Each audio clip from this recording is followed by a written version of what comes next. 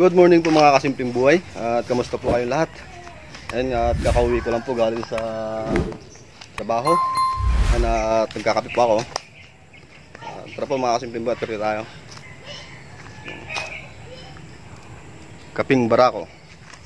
Ayun, mga kasimpleng buhay, tatapos ko na po pakain ng manok. Ayun. At good morning po sa inyo. Yung mga kalabasa ko po, malaki na. Ayan yung kalabasa.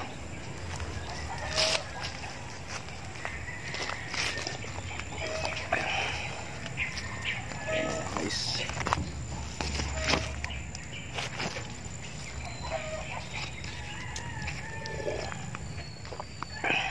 Papakita ko po sa inyo mga simpleng buhay kung kung marami na siyang laman. Magbubukas po ako ng isang piraso. Hindi ko naman po tatanggalin, bali babalatan ko lang po yung pinaka dulo ng bunga.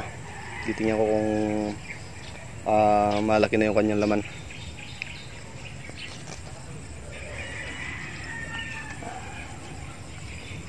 Ayan, papakita ko sa inyo mga simpleng buhay.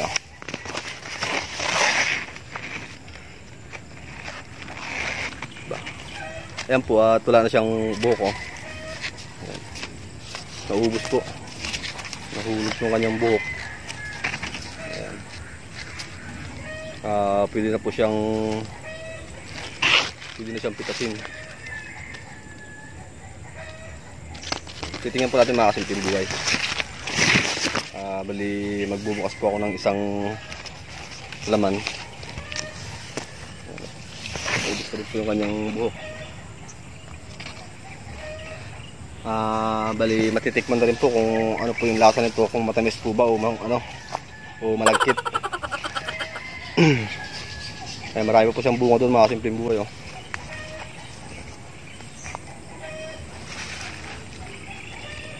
Napakasikat po ng araw. Ang oras po natin ay 7:30. 30 minutes po yung biyahe ko galing sa trabaho pauwi sa bahay. Hindi po traffic yan dahil linggo po ngayon. Pag ordinary day, Lunes hanggang Friday, Saturday, minsan umabot ako ng 40 minutes ang biyahe dahil napaka-traffic. Ngayon po mga simpleng buhay, at magbubukas pa ako. At bali ibababa ko muna yung cellphone. Hindi ko po kayang buksan yan ng hawak-hawak yung cellphone. Ayan po mga simpleng buhay, nagbalat na po ako ng isa. Ayan o. Ayan po yung kanyang bunga. Ayan. Ayan po yung bunga ng kulay violet na mais. Ayan po, kung nakikita nyo po. Ayan. Pero hindi pa po siya ganong malaki. Ayan, alanganin pa po, hindi pa po tayo makakapitas. Dito po pala kaya natanggal yung dahon ng yung pinakabuhok ng mais dahil mayroong siyang uod sa ibabaw. Yan, anin ko na po ito, yung tatanggalin ko na po yung bunga na to. Yan. Bali mag-i-spray po ako mamaya. Yan, pagkatapos ko po mag-video at mag-i-spray po ako ng dito, insecticide. Tatanggalin ko po ito.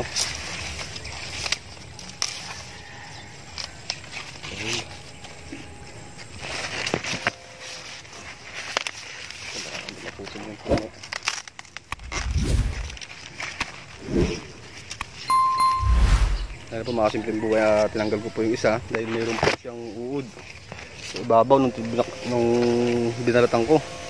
Ang laki po ng uod. Pero marami na po siyang marami po siyang laman. Papakita ko sa inyo mamaya. Bali mag-i-spray nga pala ako dyan ng insecticide para sa bunga, ang uod.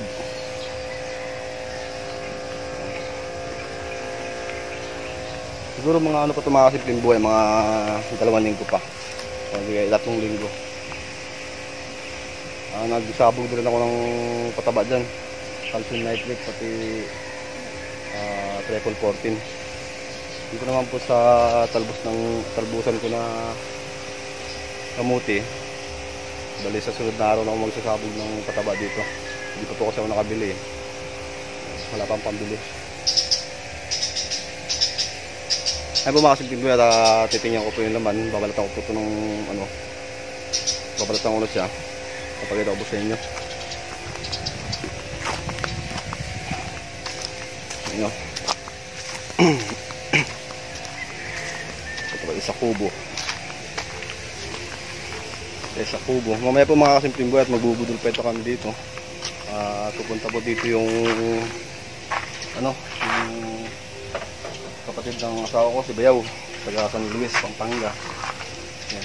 Ito na po mga kasimpleng buhay, update ko po kayo dito sa ginawa kong kubo. Ito na po siya ngayon. Ayan, matagal na rin yung kubo na to, matibay po kasi yung matagal masira yung buhos. Ayan o, pagbuhos yung poste, matagal masira, matibay. Kaya hindi nabubulok yung poste. Ay mga kasimpleng buhay o. Kaso nga lang, yung bubong po na ginawa ko dito ay trapal lang. Yan. Wala pang pambiling yero. Pero okay naman po yung trapal. Para hindi po siya mainit. Lalong lumamig. Wala pa po yung grass cutter. Kahapon ko pa hinihintay. Siguro ginagamit pa.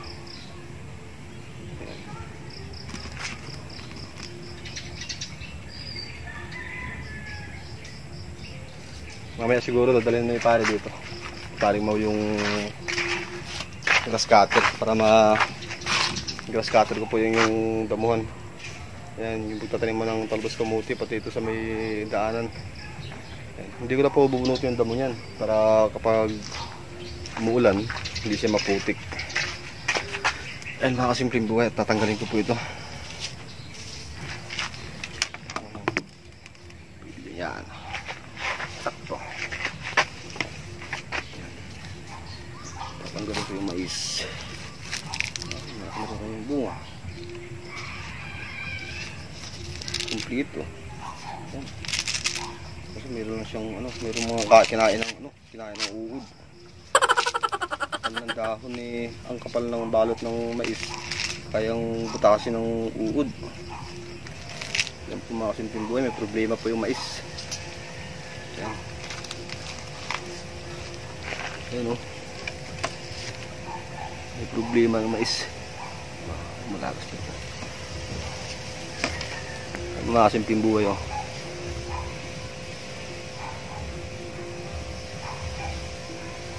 Thumbnail. Ayan po yung problema sa mais. Ayan. Simula nung nagbumba ng mangga, ayan, napunta na dito sa mga tanim na gulay yung mga uod, mga insekto. Ayan. Pero hindi naman po ganong karamihan dahil na-control din po. Kailangan din po ito maagapan kaagad para hindi na maapektuhan yung kanyang bunga.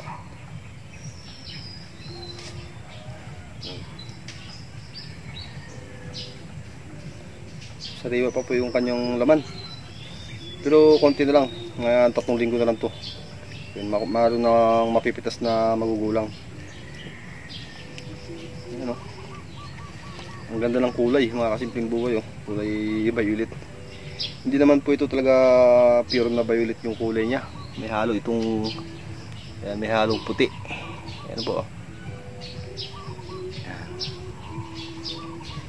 Napakarami ng bunga, marami ng laman. Ayan o, malaki na rin. Ito ay lalagain ko. Titikman ko po kung masarap. Meron ng panlaga na mais. Napakasarap lang ng meron tanim. Kaya mga kasimpleng buhay, lahat ng pinaghihirapan natin basta nasa maganda lang, sa tama, sa maayos, ay meron tayong aanihin. Parang sa buhay din natin.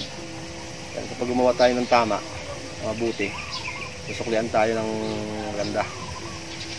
Kahit na hindi na masinsi yung buhay natin, basta maayos lang na buhay, na pamumuhay dito sa mundo. Kaya nagdura tayo na sagasaan tao. Ayan mga simpleng buhay, ako minsan naikukumpara ko yung sarili ko sa mga tanim na gulay. Tulad niyan po ng pagtatanim, pinaghihirapan mo, bubungkal ka ng lupa, magdidilig kapag yung tag-araw, at aalagaan. Yan, naikukumpara ko po sa buhay, kaya minsan pag nagtatanim ako ng gulay, talagang isinasa puso ko. Kumbaga, minamahal ko yung pagtatanim ng gulay. Dahil parang may buhay din talaga kasi yung gulay talaga eh. Parang tao din. Kahit na matagal, maraming pagdadaanan, maraming pagsubok na pagdadaanan. Bagyo, mga insekto, yun ang pagdadaanan ng mga tanim nating gulay. Yan. Ayan po mga simpleng buhay, at hanggang dito lang po muna yung aking video dahil ako po ay iidlip muna. Dahil wala po akong tulog, hindi po ako nakaidlip. Yan, yung araw po ngayon ay linggo, November 12. Yan. 10, 11, tama, November 12 po ngayon mga simpleng buhay. Kaya na po. Ayan po mga simpleng buhay, ingat po kayo lahat, at maraming salamat sa mga sumusuporta at sa mga viewers ko dyan. At huwag po kayong magsawang suportahan pa yung aking YouTube channel. At ingat po kayo lahat. God bless po. A few moments later. Ayun na nga mga kasimpleng buhay, at hindi po ako nakapagtimpi ay kumuha pa ako ng gamot na brudan. Ito po yung i-spray ko doon sa mais. Ay kung nakikita nyo po, kontra ano pa yan sa mga uod, sa mga insekto. Yan. Ito lang po muna yung gagamitin kong pang spray, yung di piga. Ay maliit lang po ito. Lalagyan ko lang po ito ng mga kalahating takip. Ayan po mga simpleng buhay, at pupunta na po ako doon. Ayan, at nakatutok na po. Ayan po, sinimulan ko ng bumbahin at para po mamatay yung mga uod at para hindi na sila dumami. Ayan, napakarami pong mga itlog, kaya kailangan ng isprihan talaga. Nakita ko po kasi kanina eh, kaya hindi na ako nakapagtiis.